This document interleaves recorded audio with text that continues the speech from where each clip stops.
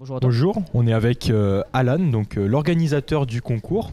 Est-ce que tu peux te présenter un peu en quelques mots? Oui, bien sûr. Donc moi, c'est Alan Champrono-Larose, donc le président de l'association de droit depuis 3 ans maintenant. Et c'est la 4e édition du concours des 24 heures de l'éloquence qui a lieu à nouveau dans l'amphithéâtre Mercure, qui nous est prêté par l'Université du Mans et la fac de droit. Et donc toi, tu es en fac de droit, t'es en quelle année en études? Moi, personnellement, je suis en 3e année de droit, avec une spécialisation plutôt vers le droit privé, tout ce qui est droit des sociétés, etc. Ok. Est-ce que t'as pas un petit conseil à donner à nos candidats qui vont se présenter pour cette finale Des candidats, il y a s'avère, des conseils pour ces candidats-là. Il y en a plusieurs. En plus, j'ai eu la chance de les avoir eus en formation ces dernières semaines pour la préparation du concours. Donc on a énormément travaillé sur aussi bien la forme que sur le fond du discours, ce qu'il y avait à faire, à mettre en avant pour pouvoir passer les différentes étapes. Mais honnêtement, sur un sujet comme ça, sur une citation où tous les trois passent sur la même, le seul conseil qu'il y a, c'est d'être soi-même, de donner sa version du discours, de donner sa vision de l'art oratoire.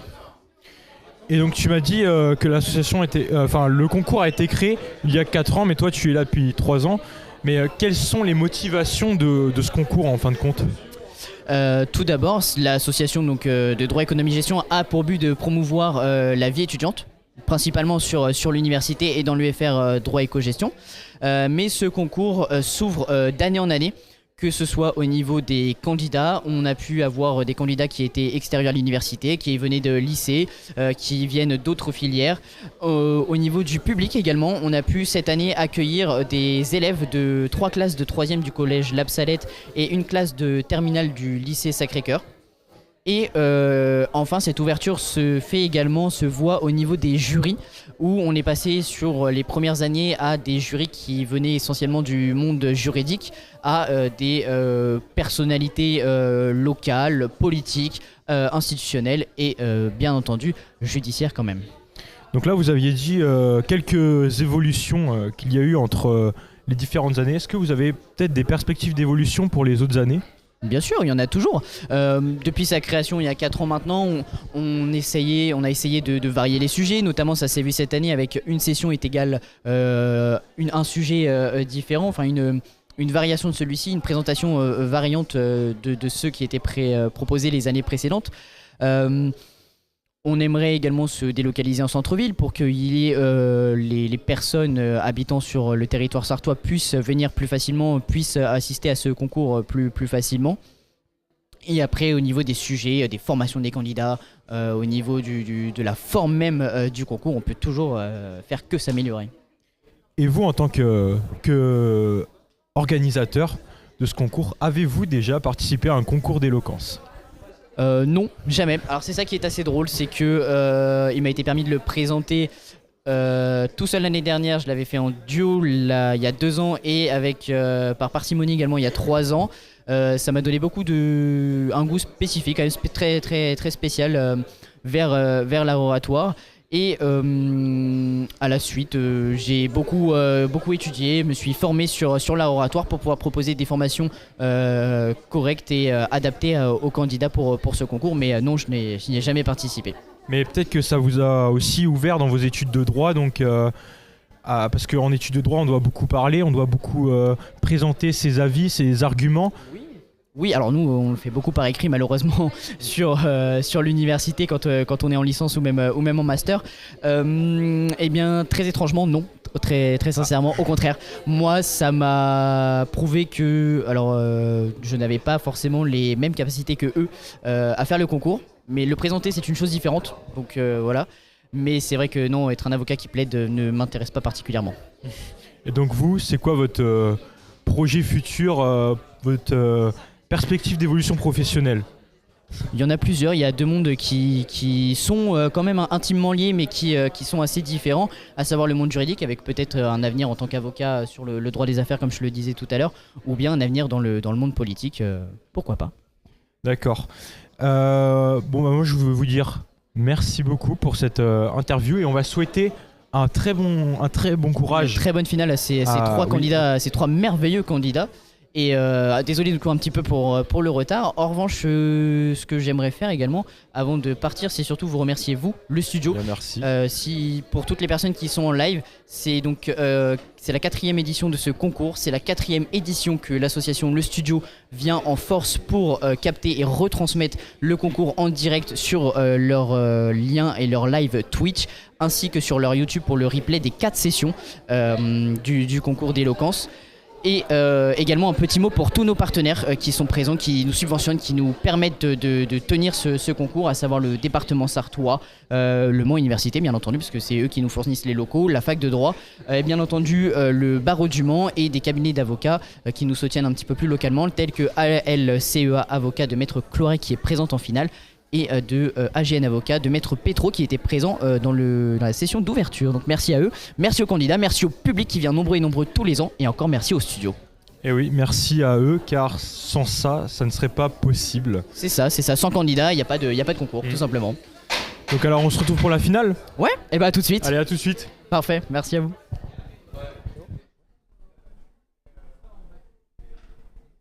Merci Lucas Bernard qui était avec Alan, président de l'association AEDEG, organisatrice des 24 heures de l'éloquence. Bonjour à tous, bienvenue pour cette finale des 24 heures de l'éloquence 2026. Soyez les bienvenus sur les antennes du studio et les réseaux de LMTV Sarthe. Pour m'accompagner pour cette finale, Maël Mocan, ancien candidat des 24 heures de l'éloquence de la première édition, ancien vice-président étudiant de Le Mans Université, et aujourd'hui tu es étudiant en master à la faculté de Laval, donc, dans l'enceinte de l'université. C'est ça, tout bon.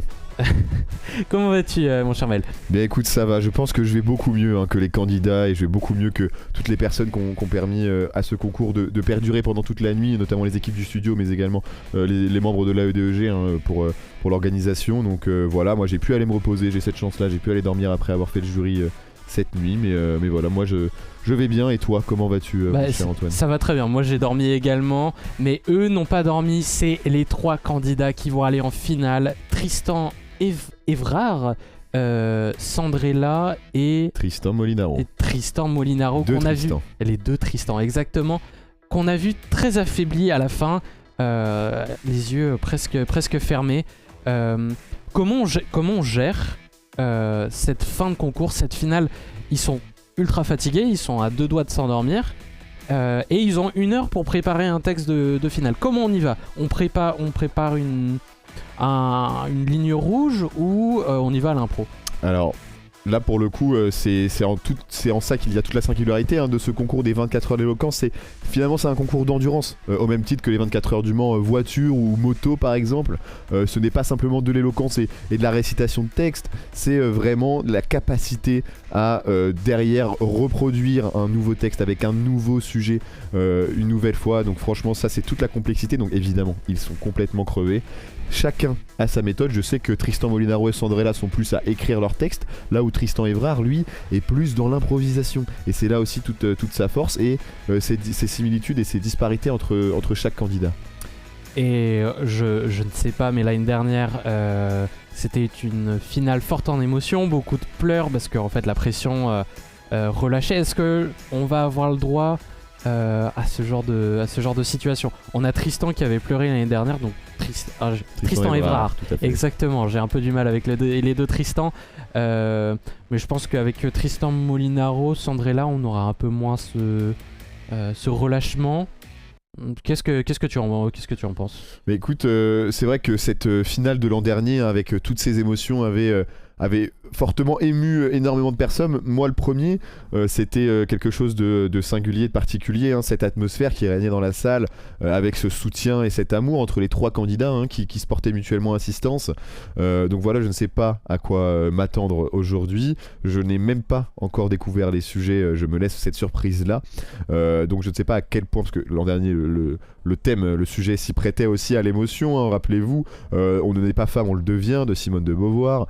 voilà, c'était toute cette particularité avec une fille dans le jury et une fille dans les 3 derniers candidats, donc malheureusement un petit peu en manque de représentation féminine par rapport au sujet, mais voilà, l'émotion était au rendez-vous et donc je m'attends à tous les scénarios pour cette fois-ci. Avant de poursuivre, je voudrais demander à la régie s'ils pouvaient fermer le micro des ordres parce qu'on les entend en régie. Et je les remercie. On va passer au jury. On va faire un petit point. En régie, ils sont fatigués aussi. Hein. Ils mettent du temps à couper le micro. Si on pouvait couper ce micro. Merci beaucoup. On va poursuivre du coup sur le jury. Un jury d'exception pour oui. cette finale. Comme toujours. Et on va commencer par Bertrand Perrier. Monsieur Éloquence en France. Exactement, Maître Perrier, quelle figure emblématique de l'éloquence. Vous l'avez sans doute vu dans son film Banlieusard en 2019, ou alors lu quelques-uns de ses ouvrages. C'est quelqu'un qui est très investi dans l'éloquence en France, qui de lui-même va donner de sa personne vraiment pour accompagner des associations et des étudiants en France dans l'éloquence. C'est là-dessus, Maître Perrier est quelqu'un de remarquable et très appréciable pour le coup. C'est une personne simple, une personne humaine. Voilà, donc on a vraiment hâte de voir quel type de jury sera-t-il? Est-ce qu'il va être le piégeux, l'attentif ou bien le respectueux? On ne sait pas encore. Donc j'ai très hâte de découvrir. Il avait fait jury avec moi l'an dernier sur la première étape et là le voici pour la finale. Donc je suis très heureux de le retrouver et ce sera évidemment, je pense, un jury très qualitatif. On le rappelle, tu as été jury du coup sur cette édition 2026 de minuit à 3h. Comment on se comporte en jury? Est-ce que on prend une casquette, on prend un personnage pour mieux évaluer les performances ou on prend... J'ai plus le terme exact, mais est-ce que c'est... De la hauteur, non Est-ce qu'on prend de la hauteur? Est-ce qu'on prend un personnage ou c'est plus... C'est plus toi qui... Ta personne qui va juger la performance. En réalité, par ma position, en fait, j'étais... un étudiant comme les personnes qui passaient, donc ça crée une proximité directement, surtout que j'en connaissais certains je les ai affrontés, certains je les ai déjà jugés l'an dernier, donc forcément ça biaise un peu mon avis, mais là en l'occurrence le jury de minuit à 3h était très sympathique avec des profils très diversifiés. Ça a été compliqué de choisir les 5 personnes qui allaient continuer pour la demi-finale, mais voilà, c'était un super jury. Moi personnellement, en tant qu'étudiant, en tant qu'ancien candidat, je ne peux que savoir l'état dans lequel ils sont, l'état de stress, l'état de fatigue dans lequel ils peuvent se trouver, donc on fait preuve de énormément de compassion, évidemment. Les sujets, alors je ne sais plus les sujets pour cette finale, est-ce que tu les as, justement, tu les as en tête? J'attends la surprise lors des passages. C'est vrai que c'est une surprise, on le rappelle, c'était du coup Sandrella et nos deux chers Tristan. Nos deux Tristan. J'ai hâte quand même de voir la performance les deux Tristan qui paraissaient très affaiblis. On m'a raconté en coulisses que Tristan, avant le début de cette demi-finale, s'était endormi sur la table de l'amphi et qu'on le cherchait partout pour commencer du coup la demi-finale. Bon, au final, ça s'est bien passé. Et Tristan... mine de rien, fatigué ou pas fatigué... Molinaro, les deux Evra, excuse-moi. D'accord. Il envoie du jus, même fatigué. En impro, il a un talent, c'est impressionnant. Oui, il est très bluffant. Là, à voir s'il aura une bonne gestion de la fatigue et du sommeil. C'est là que tout va se jouer, en fait. C'est cette capacité à convaincre, à avoir les mots justes, malgré le fait qu'il soit réveillé depuis 36 heures maintenant. On le rappelle, les 24 heures de l'éloquence, je crois que c'est un format unique en France, au monde. C'est le format peut-être le plus complexe d'un concours d'éloquence. C'est possible, on peut le prendre comme ça, tu sais.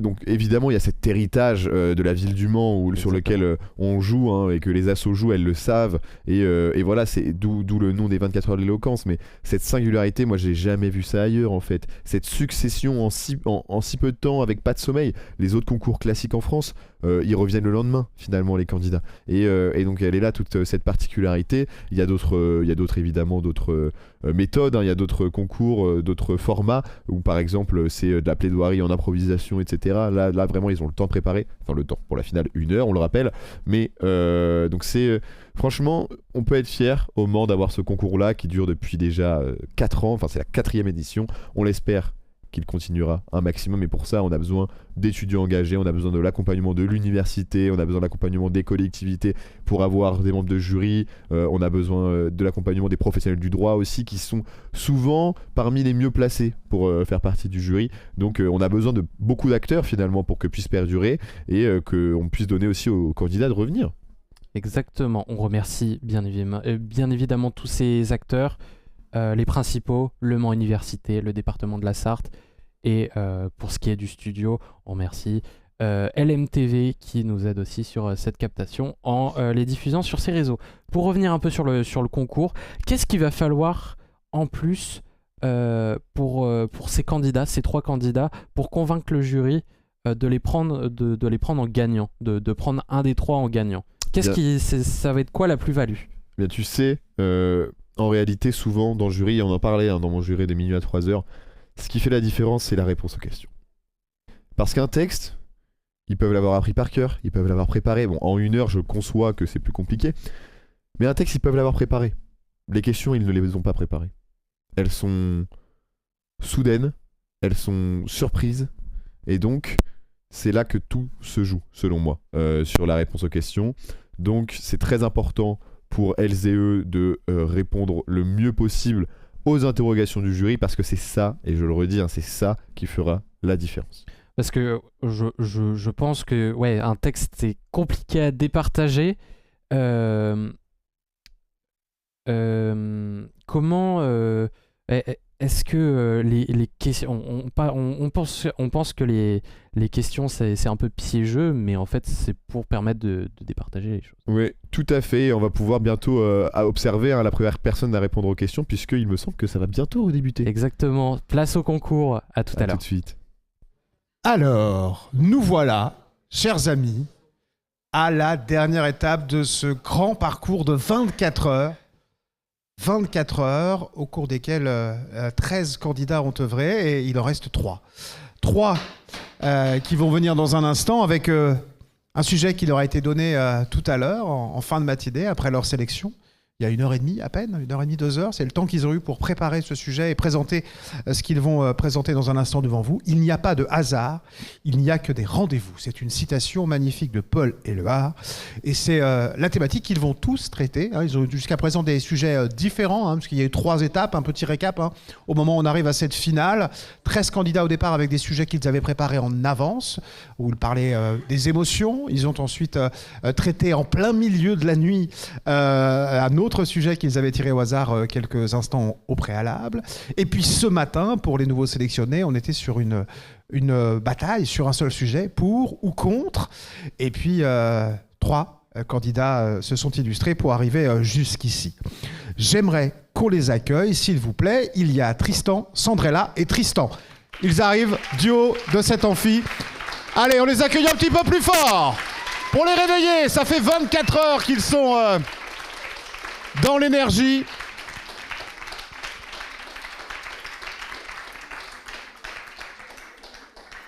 Alors, il nous manque une candidate, mais elle va arriver dans un instant, j'en suis sûr. On va remercier les partenaires qui permettent à cet événement. Tiens, on va applaudir Sandrella qui arrive, voilà.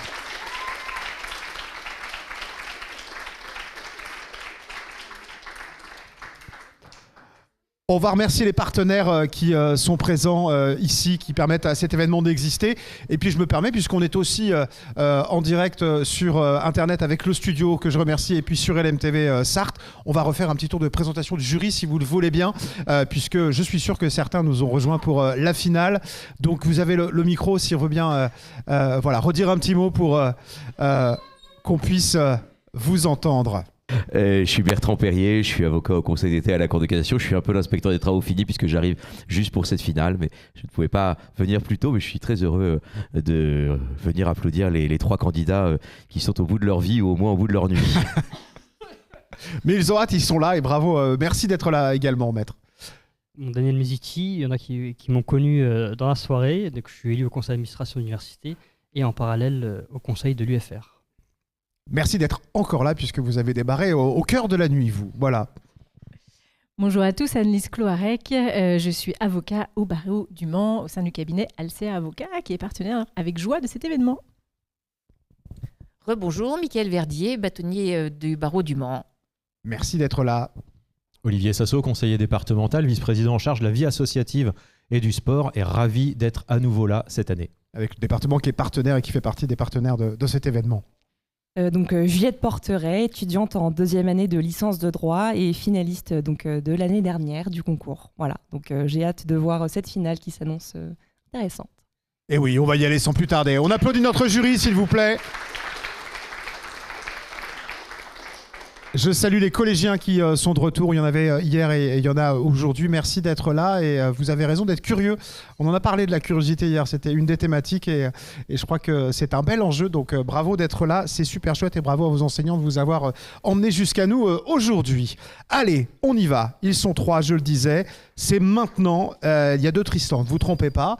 Ils sont très différents. Vous allez voir. Et on va le voir dans un instant. Et le premier Tristan à passer, c'est le hasard qui l'a joué. C'est Tristan Molinaro. S'il vous plaît, Tristan.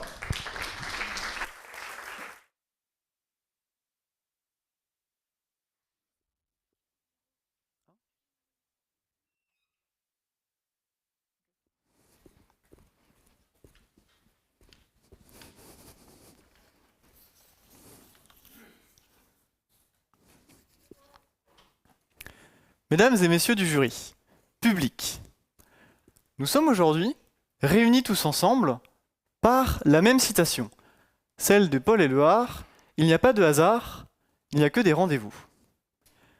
Pour comprendre le contexte et la signification de cette phrase, il faut s'intéresser tout d'abord à son terme le plus important, le hasard, ainsi qu'ensuite à son auteur, Paul Éluard, un poète important du courant surréaliste.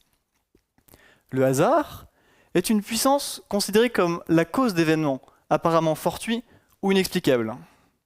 Mais pour saisir pourquoi le hasard n'existe pas selon Paul Éluard, il faut s'intéresser à son courant de pensée. Le surréalisme, un mouvement poétique et artistique du XXe siècle, prenant forme à la fin de la Première Guerre mondiale, dans une tentative d'échapper à la violence du monde. Les surréalistes pensent que leur vie est déjà arrangée, par un ordre régissant, caché, mais découlant pour chacun de son propre inconscient. Cet inconscient qui nous pousserait à une certaine arrivée par un chemin bien précis.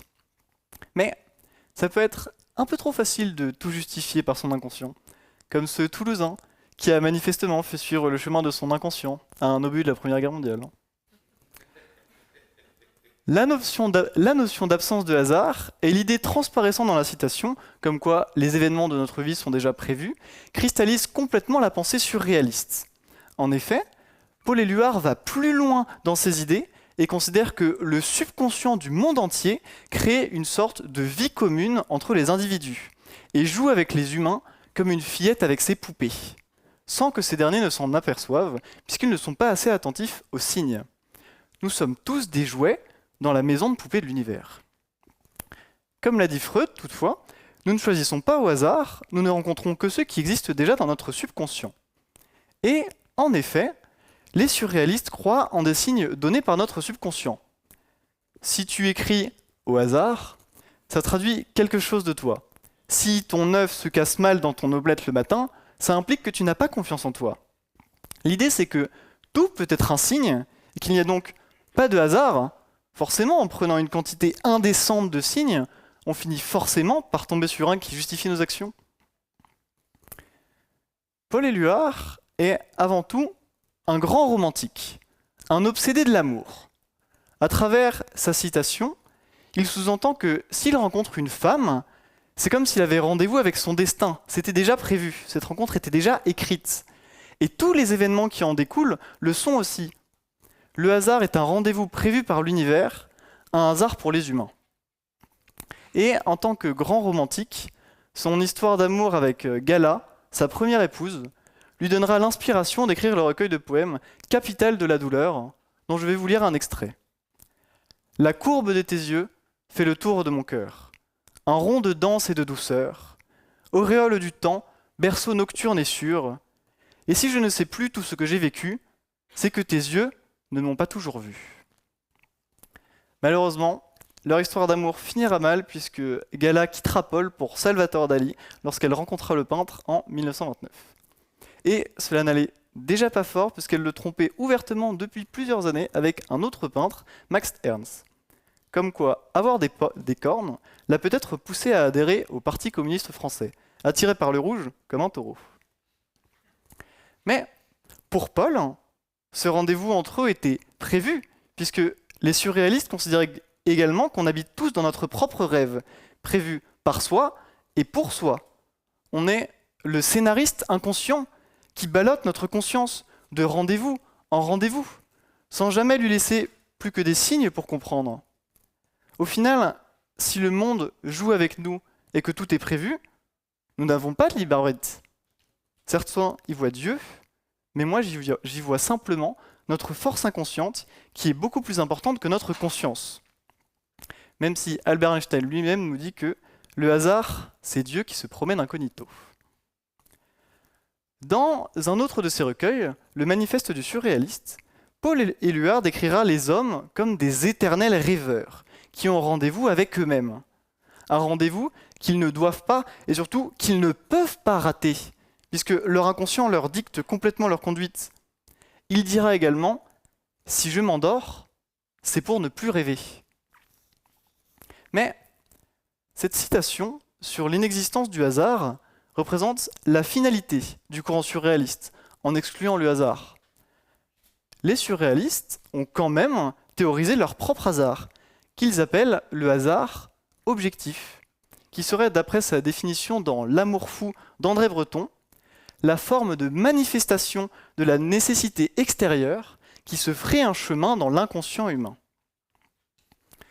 Au final, lorsqu'on constate des coïncidences, il ne tient qu'à nous de les interpréter, soit en considérant que c'est l'inconscient, soit en considérant que c'est le hasard objectif, soit même en considérant que c'est de la magie, puisque nous vivons dans notre propre rêve, qui nous permet de tout prendre pour un signe, sans séparer hasard, inconscient ou magie. Ces coïncidences peuvent également être significatives et survenir au bon moment, comme l'a développé plus tard au XXe siècle le psychanalyste Carl Jung avec la notion de synchronicité. Littéralement, la coïncidence significative entre un état psychique intérieur et un événement extérieur sans lien de causalité apparent. En attendant, cher jury, ce n'est pas un hasard si aujourd'hui je me tiens devant vous.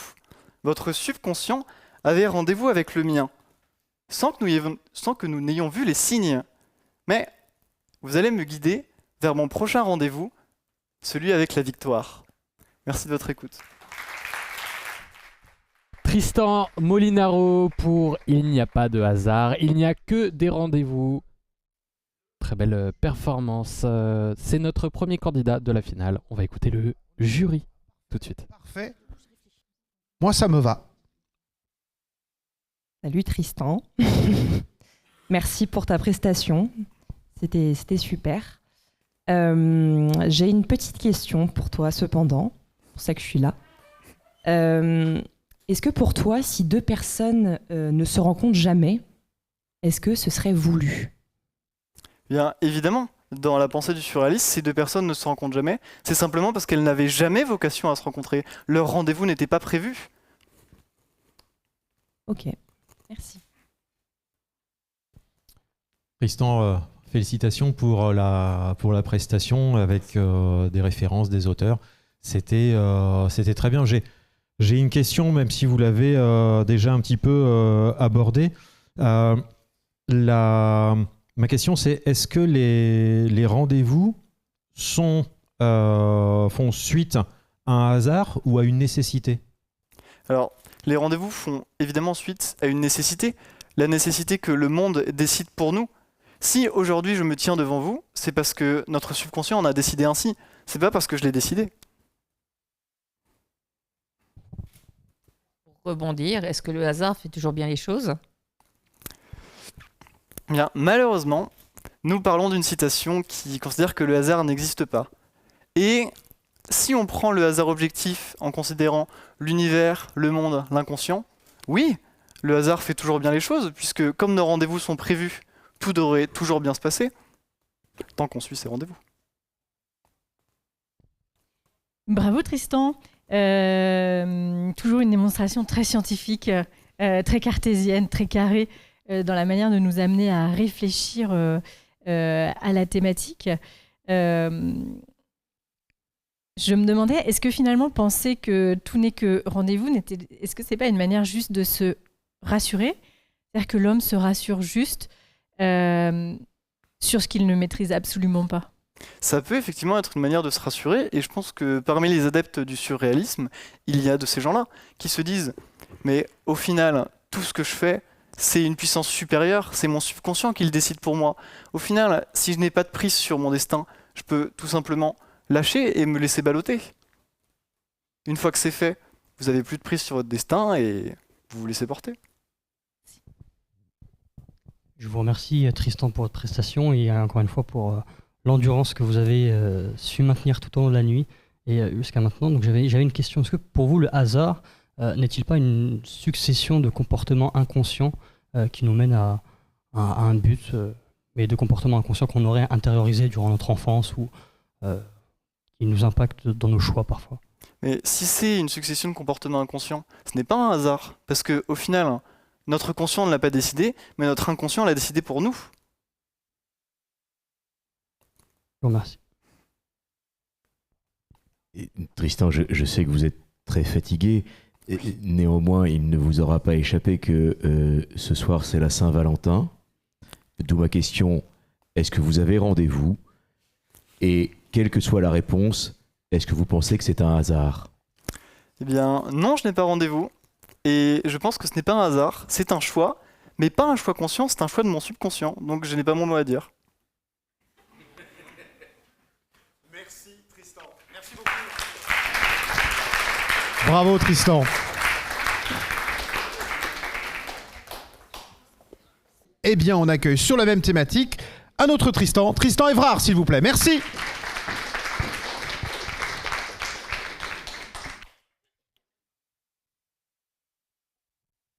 Mesdames et messieurs, il commence à être tard pour moi et mon discours devra un jour prendre fin.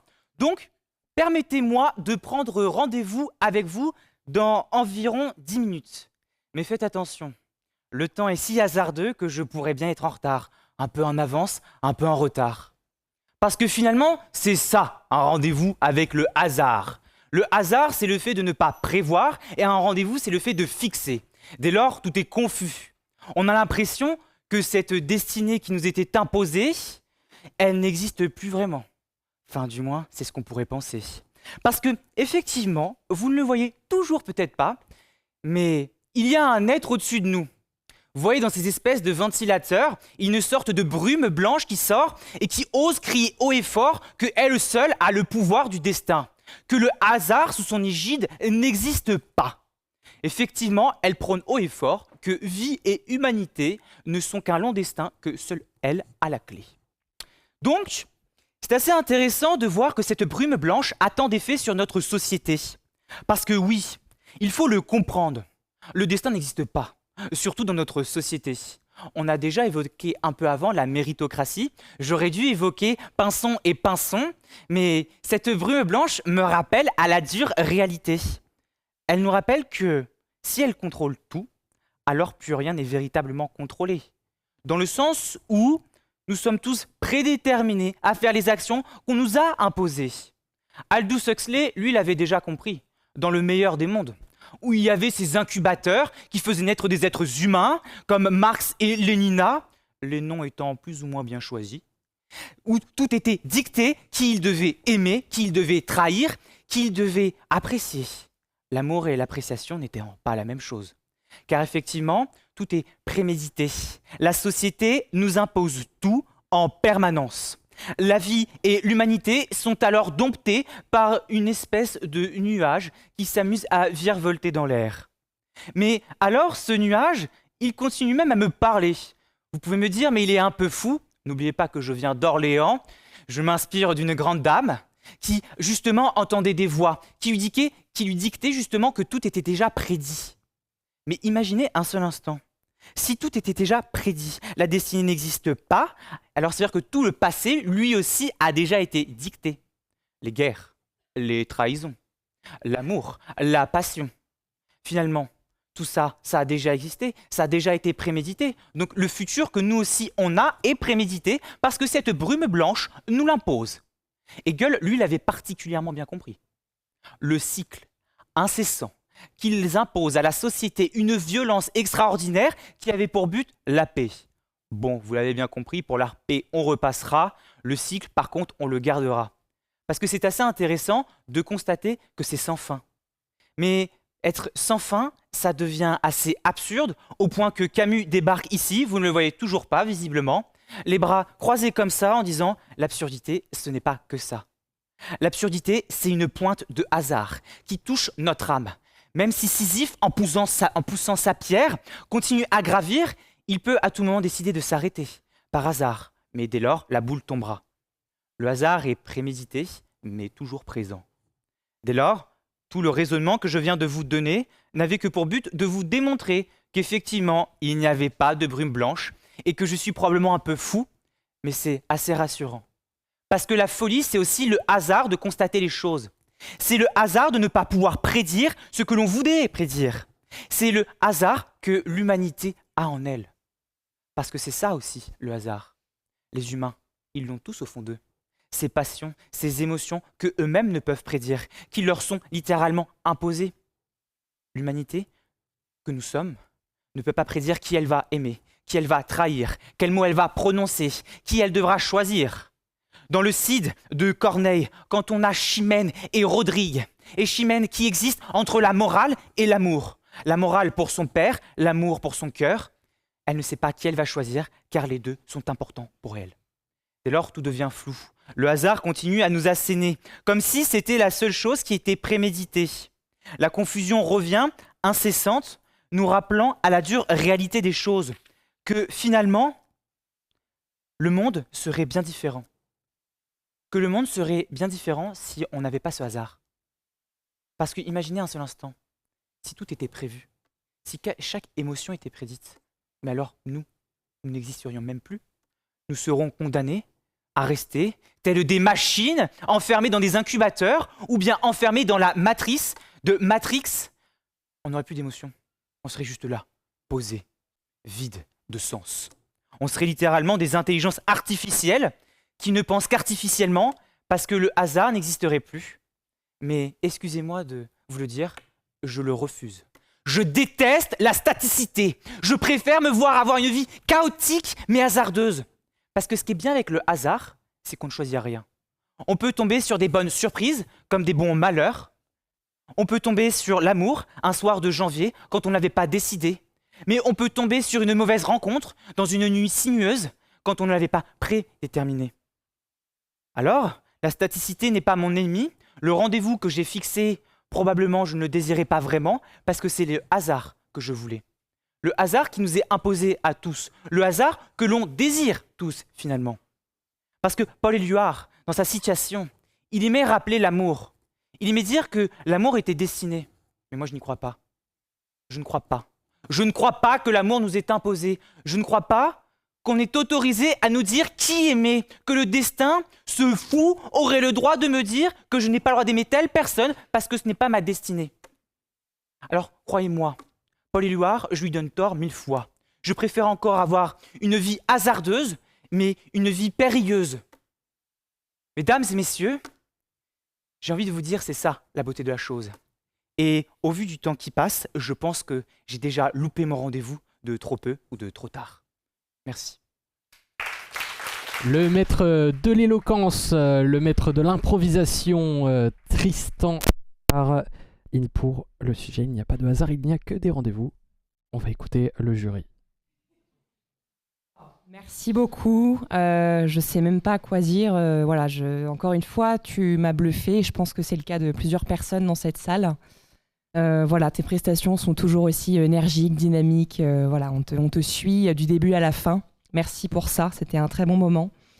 J'ai aimé ton audace, ton courage à aller un petit peu à l'encontre, prendre le contraire finalement de ton sujet. Voilà, c'était courageux, mais tu as rendu ça de manière assez correcte. Donc voilà, bravo pour ça. Cependant, je vais remplir mon rôle de juré et te poser une question. Selon toi, Peut-on tout pardonner plus facilement si tout était déjà écrit? Même si tous les malheurs du monde étaient écrits, il reste malheur. On aura beau essayer de les pardonner, ils sont déjà malheurs. Donc non, tout n'est pas pardonnable, même si tout est écrit.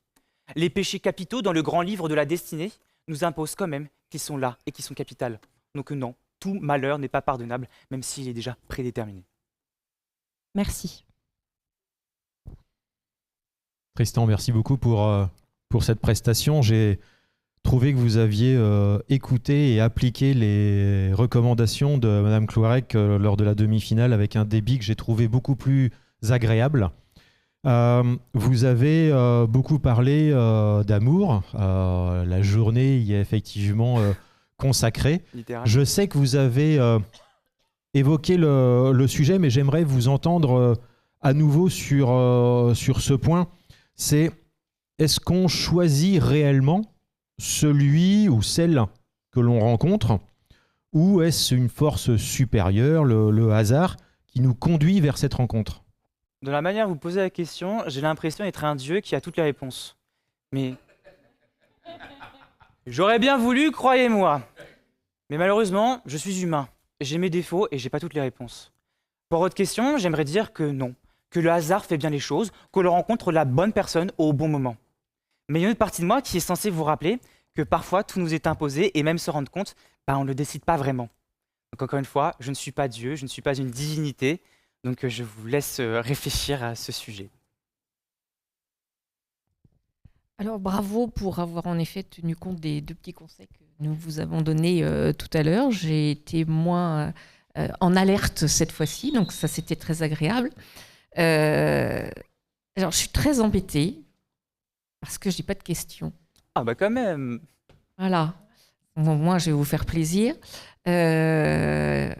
J'ai pas de questions parce que vous êtes à la fois un tourbillon d'idées, d'interpellations. Je suis encore sur les pensées par rapport à ce que vous venez de dire. Je m'interroge sur certaines choses que vous avez dites. Non, j'ai pas de questions à part de vous dire que je trouve. Alors j'ai compris là qu'il y avait des mots écrits sur votre papier. Oui, pour une fois. Parce que tout à l'heure, je me suis posé la question si c'était pas des feuilles blanches avec tout vous sortez de la tête. Là, j'ai vu que vous lisiez un petit peu quelque chose, donc ça me rassure un peu sur vos capacités qui peuvent un peu être humain, encore limitées. une fois. Donc c'est assez rassurant pour moi. Mais non, j'ai pas de questions. Bravo. Merci. Alors Tristan, effectivement, c'était encore mieux que tout à l'heure. Merci. Parce qu'il y avait du souffle à certains instants et à des instants qui étaient bien choisis. Et ça, c'est une très belle technique oratoire, du coup. Et je trouve que vous avez l'art de raconter des histoires. Et c'est très intéressant aussi, puisque ce qui est difficile dans cette finale, c'est que vous êtes 3 sur le même sujet et qu'il faut donc se distinguer chacun avec sa manière d'approcher les choses, d'approcher cette citation. Et vous, c'est une histoire avec une brume blanche. Et c'est très intéressant parce que du coup, vous vous intéressez à votre auditoire qui va s'imaginer quelque chose et à qui vous continuez de raconter l'histoire pour nous faire réfléchir. Je rejoins ce qui était dit tout à l'heure. Moi aussi, du coup, je réfléchis à plein de trucs que vous avez dit. Du coup, je ne suis pas dans le questionnement parce que je suis avec moi-même en train de me dire c'est vrai qu'il a dit ça, c'est intéressant, il faut que je réfléchisse. Faut que je réfléchisse. Il n'y a pas de question, mais... Je ne sais pas comment je dois le prendre. Il y a quelque chose qui m'était venu, c'était au sujet de l'amour, parce qu'effectivement, on a parlé de l'amour, des rendez-vous, etc. Allez, pour essayer de piéger ou de pousser la réflexion, j'ai cru comprendre dans votre exposé que du coup, vous vouliez du hasard. Vous vouliez du hasard dans votre vie, vous vouliez du hasard dans les rencontres, et c'est sans doute comme ça que vous rencontrez l'amour un soir de janvier. Et du coup, je me dis, comme tout à l'heure, est-ce que le hasard n'est finalement pas qu'une sorte d'illusion qui nous rassure, alors qu'en réalité, on fait des choix, peut-être inconscients?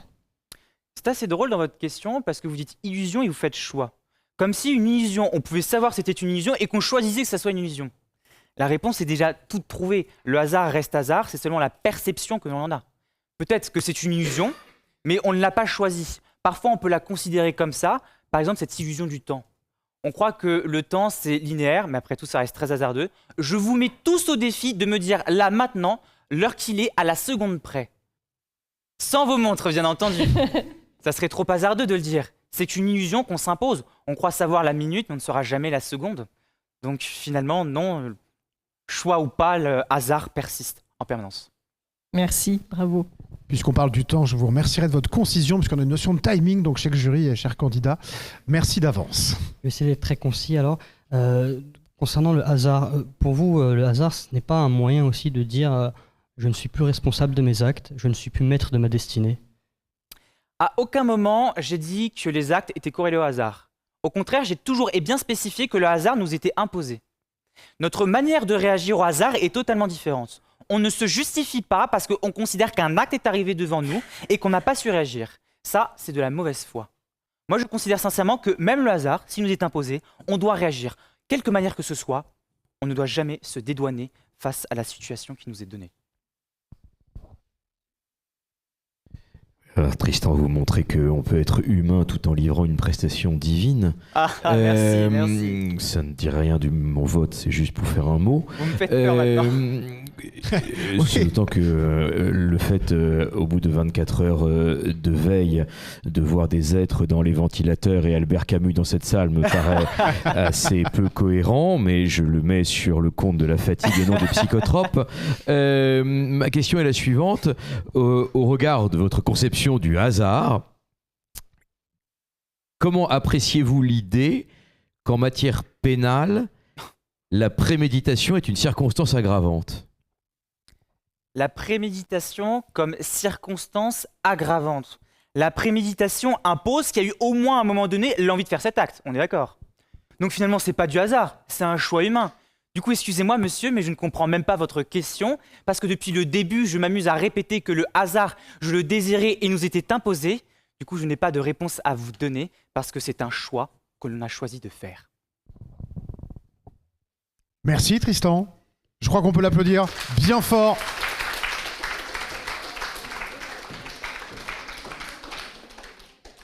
Ben, je suis content de ne pas être juré parce que du coup là, il y a un challenge, quelques minutes pour vous, pour décider d'un classement, puisque nous avons 3 finalistes, ça c'est sûr.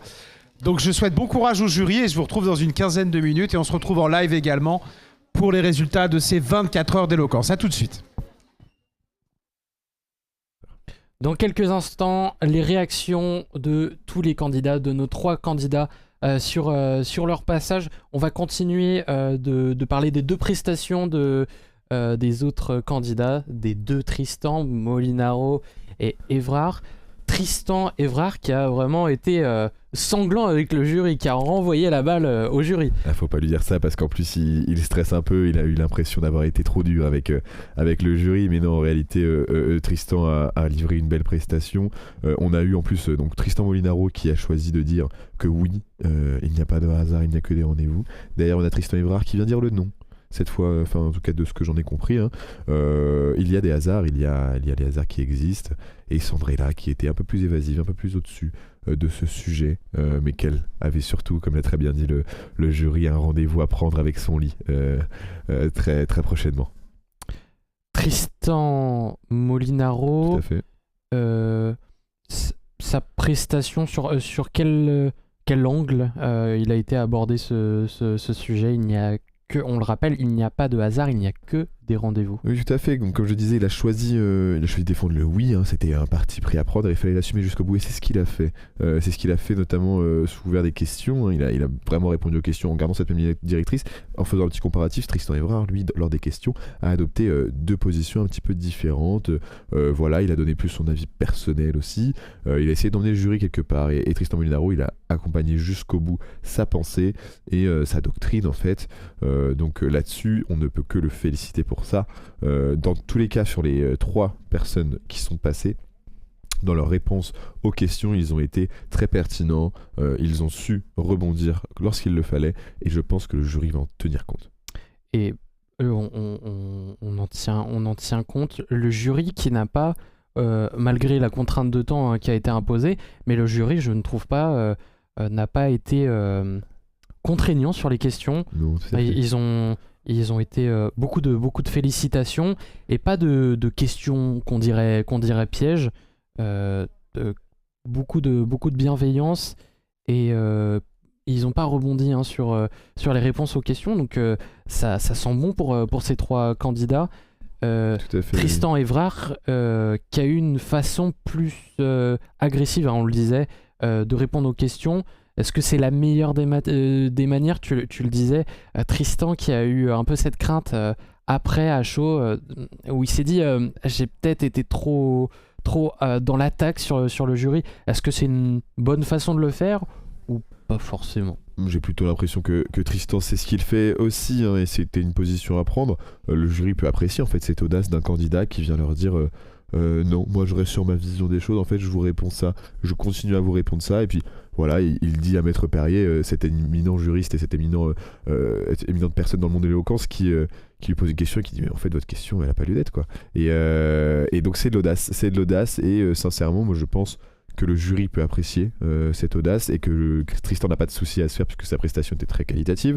Tristan Evrard, hein, je le rappelle, mais même si les 2 Tristan et Sandrella étaient qualitatifs dans leur ensemble, évidemment loin de moi l'idée de vouloir les comparer et de vouloir essayer de deviner qui pourrait l'emporter là-dessus. Je reste en toute honnêteté, je reste encore un petit peu dubitatif sur le sort qui est laissé à nos candidats.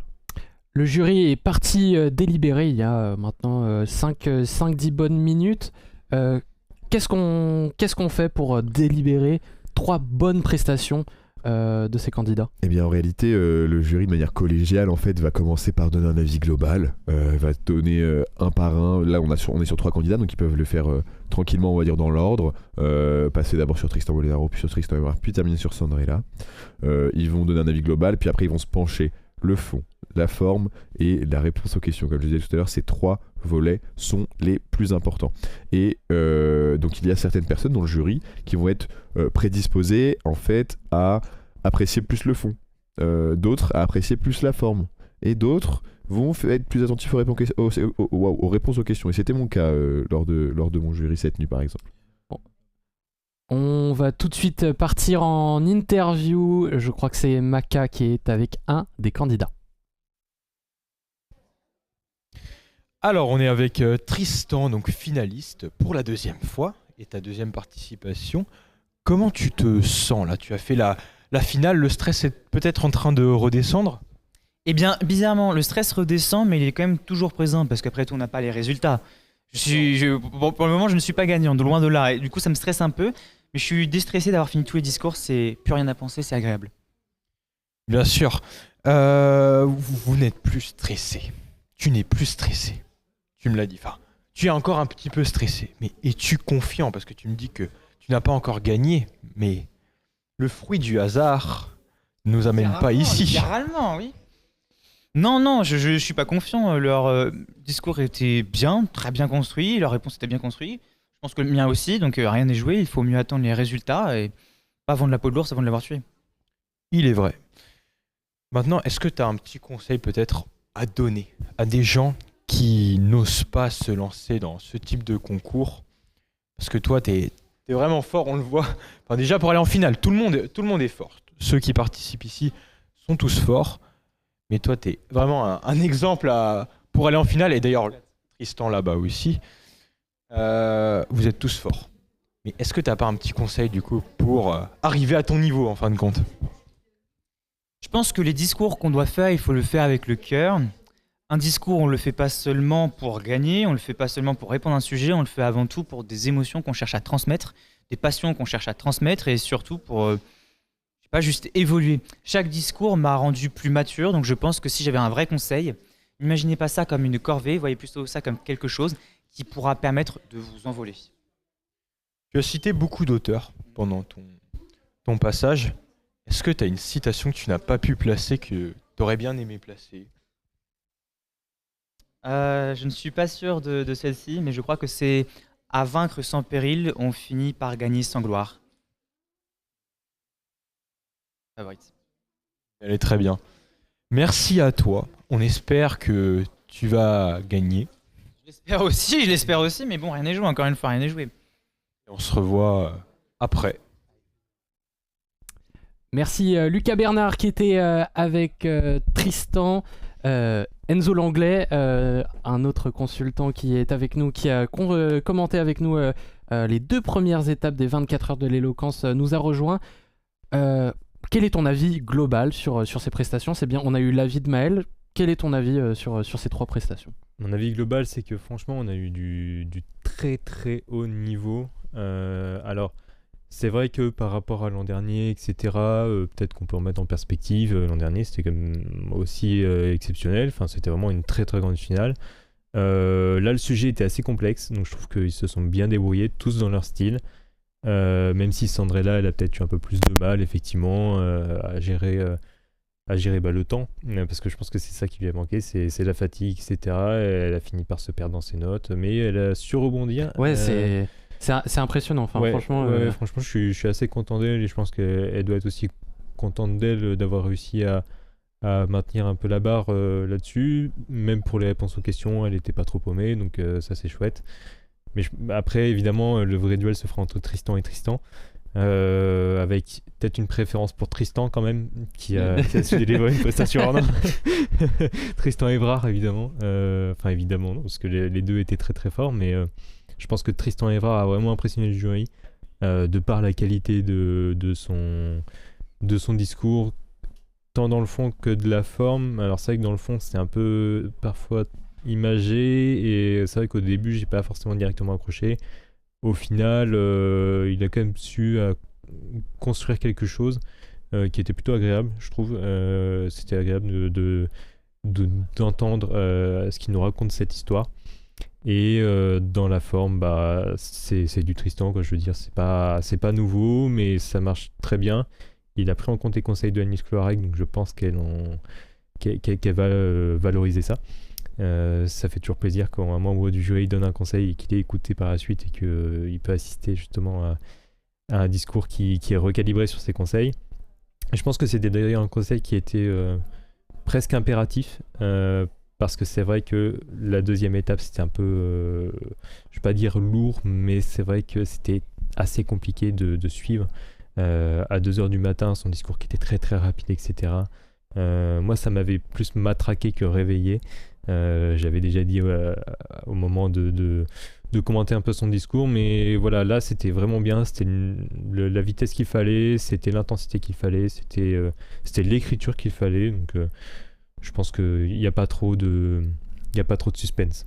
Ce titre des 24 heures de l'éloquence 2026 va se jouer sur le discours ou sur les questions du jury? C'est une bonne question, parce que effectivement, c'est vrai que d'une part, on a quand même réussi à avoir deux personnes qui ont su répondre aux questions plus que convenablement. Je pense à Tristan Molinaro et Sandrella. Sandrella qui a réussi à justement sortir un peu la tête de l'eau avec les questions du jury. Donc ça sera pris en compte, mais malheureusement... faut aussi faire la part des choses, et il y avait une grosse partie de la prestation qui était malheureusement pas au niveau de la part de Sandrella, mais pas au niveau, pas pour une finale, mais pour ce qu'elle a l'habitude de produire. Et donc ça, je pense qu'évidemment, ce sera éliminatoire. Après, Tristan Molinaro, on sait qu'il est dans ses convictions, que quand il a des idées, il sait les défendre assez facilement, et là il est resté dans son truc tout du long. Réponse courte, impactante, il n'y avait pas de place pour le compromis, et ça c'est généralement valorisé. Après, Tristan Évrard, les réponses étaient bien, je trouve qu'il reste un peu trop dans son personnage quand il fait ses réponses. Ça, après, bon, ça peut plaire à certains, ça peut ne pas plaire à d'autres, mais le gros souci, évidemment, je pense que Maël a dû en parler aussi, mais même Tristan est venu nous voir pour nous dire j'ai peut-être un peu fait n'importe quoi. C'est dans sa réponse à Maître Bertrand Perrier, où il se sent un peu coupable d'avoir répondu un peu un peu hautement, dire la question ne sert à rien.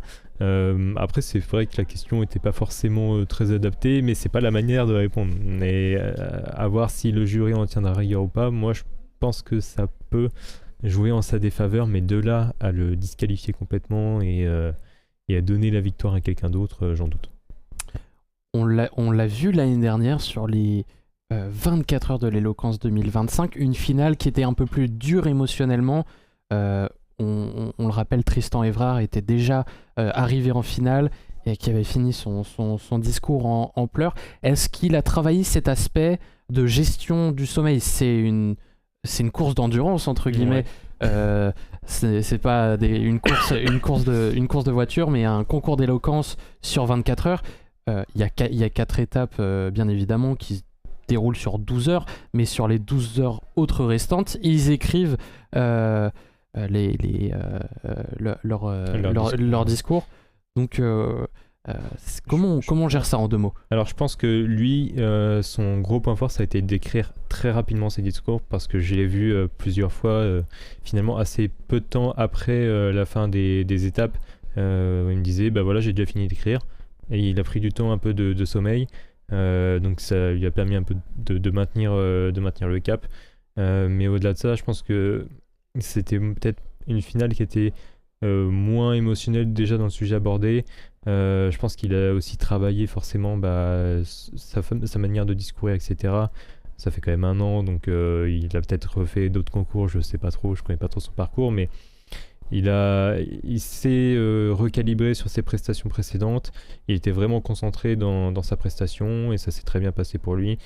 Sandrella, qui avait peut-être un peu moins l'habitude de l'exercice, parce que c'était sa première finale, pour le coup, elle n'avait pas trop suggéré cet aspect. Mais voilà, au moins, c'est aussi de l'expérience pour chacun. Et puis finalement, ça se goupille un peu comme ça, quoi. Enzo, je me permets de t'arrêter. Le jury arrive dans la salle pour la délibération finale de ces 24 heures de l'éloquence 2026. Bien, on me dit qu'on peut y aller. Voilà, on arrive à la fin de cette 4e édition des 24 heures de l'éloquence. Avant qu'on donne le résultat, pour qu'on n'oublie personne, j'aimerais qu'on remercie et qu'on applaudisse très fort tous ceux qui ont permis que ça existe. L'association, bien sûr, des étudiants. Bravo! J'organise quelques événements et je peux vous dire qu'ils ont œuvré magnifiquement et tenir 24 heures, c'est incroyable. J'aimerais qu'on remercie aussi le studio, j'en parlais il y a un instant, qui eux aussi sont en live depuis 14 heures hier. Et ils ont permis la diffusion sur leur réseau et aussi sur les télévisions régionales. Et ça, c'est quand même super pour faire savoir que ce concours existe. Donc, merci à vous. Et vraiment, c'est un très sincère bravo. Merci au jury, bien sûr, d'avoir été là. Il y a eu plusieurs jurys qui se sont succédés. Donc, je parle aussi pour ceux qui sont passés en plein milieu de la nuit ou ceux qui étaient avec nous hier. Et merci à vous, bien évidemment. J'aimerais qu'on vous applaudisse également, s'il vous plaît.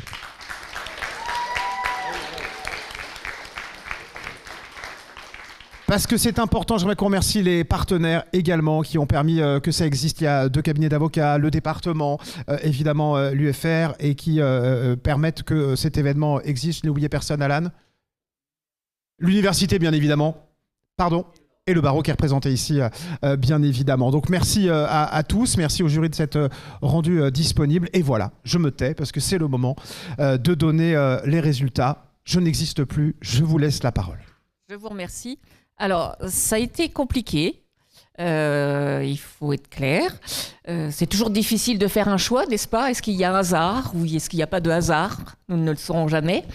En tout cas, nous tenons tous à féliciter les 3 finalistes parce que vous avez élevé le niveau par rapport à la demi-finale que moi j'ai vue et c'était vraiment très très bien. Je ne suis même pas sûre professionnellement que j'aurais pu tenir 24 heures pour faire un exposé comme vous avez fait au bout de 22h30 ou 23h. Donc félicitations, peut-être des avocats en devenir, on ne sait jamais. Le hasard aussi peut faire que des rendez-vous puissent se prendre un jour autrement et ailleurs. Donc, on va commencer par le 3e, puisque c'est comme ça que ça se fait d'habitude, je crois. Oui. Alors, en numéro 3, nous avons désigné Tristan Molinaro.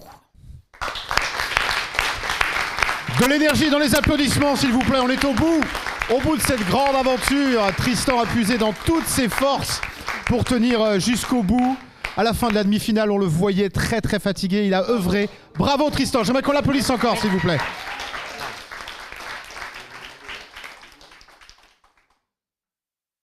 Pour aller dormir Bravo Tristan. Bravo. En deuxième place, ce sera Sandrella.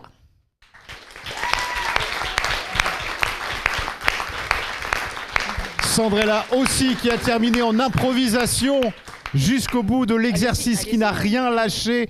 Bravo à vous. J'aimerais, au moment où elle reçoit sa coupe, qu'on l'applaudisse encore très très fort. Bravo.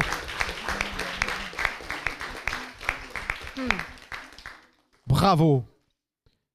Et donc, Eh oui. sans surprise, hein, Tristan Évrard, gagnant de cette épreuve.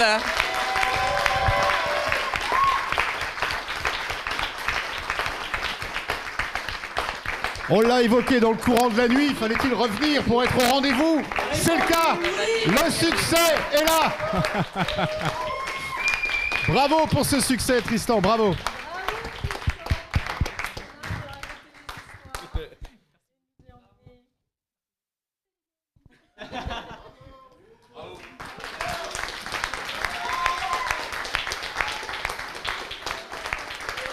Bravo à tous. J'aimerais aussi qu'on n'oublie pas les 13 candidats en tout. On en a 3 ici. J'aimerais qu'on applaudisse tous les candidats qui ont œuvré. Ils étaient 13 au départ. Bravo.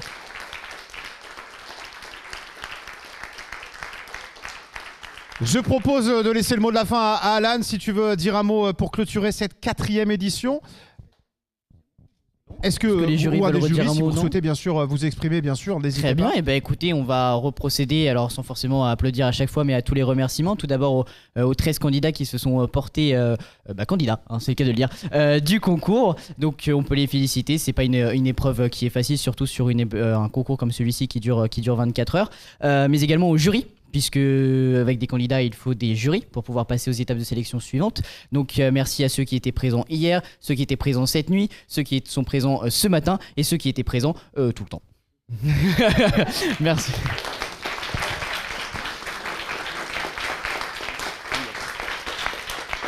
Merci à vous, à toi. Il est 14h, je te On l'avais l'avait dit. dit à 14h. Hein. J'y arriverai. On l'a presque dépassé. Donc merci à toi également d'avoir présenté le concours pendant 24 heures. Merci On de peut m'avoir applaudir appelé, c'était Jean-Christophe. génial. Bravo. Merci. Très belle aventure.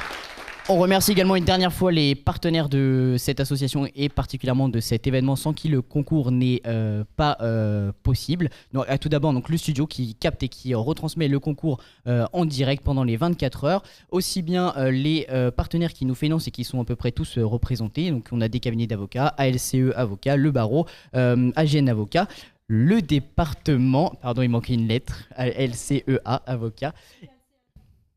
Oui, on se rapproche d'une assurance, on est voilà.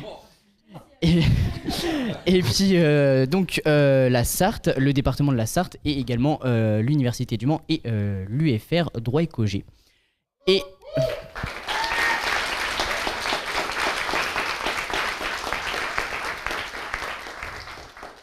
mes derniers remerciements vont à toutes les personnes que vous voyez œuvrer, courir, transpirer pour l'organisation de ce concours, aussi bien que ce soit les membres du Studio Laval que de l'AEDEG qui depuis 4 ans maintenant organisent et font vivre ce concours. Je pense qu'on peut les applaudir pour tout ce qu'ils font.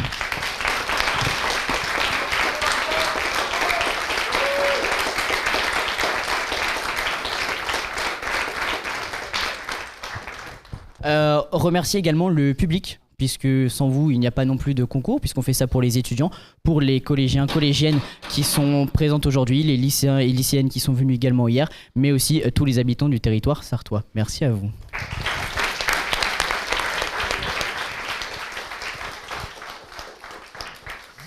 Je voulais juste féliciter tous les candidats qui ont participé, ceux qui nous ont quittés.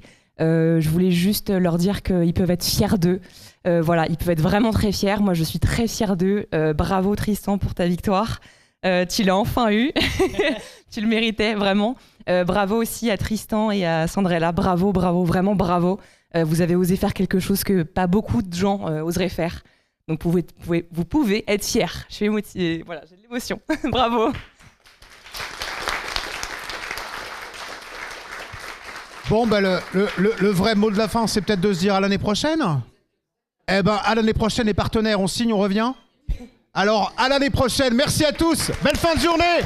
Et allez vous reposer, les candidats. Bravo.